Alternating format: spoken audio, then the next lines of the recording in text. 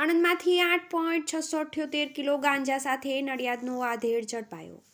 આણંદ શહેરના ભાલેજ ઓવરબ્રિજ નજીક એક ફ્લેટમાંથી 8.678 કિલો ગાંજાના જથ્થા સાથે નડિયાદના આધેડને એસઓજીએ ઝડપી પાડ્યો હતો. 5 મહિનાથી આણંદમાં ફ્લેટ ભાડે રાખી શખ્સનો દીકરો ઓરિસ્સાથી રેલવે મારફતે ગાંજો લાવી છૂટક વેચાણ કરતો હોવાની કબૂલાત કરતા એસઓજીએ બંને સામે ગુનો નોંધી વધુ તપાસ અર્થે રિમાન્ડ મેળવવા તજવીજ હાથ ધરી છે.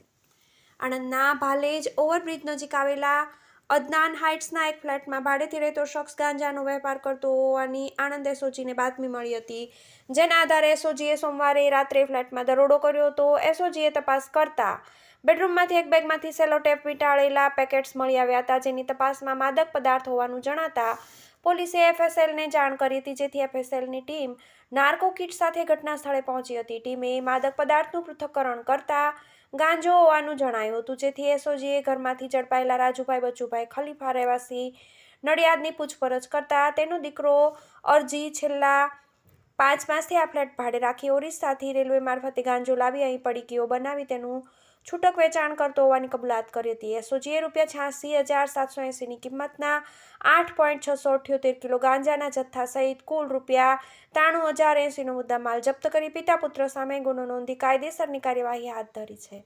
સ્થાનિક અને રેલવે પોલીસની કામગીરી સામે સવાલો.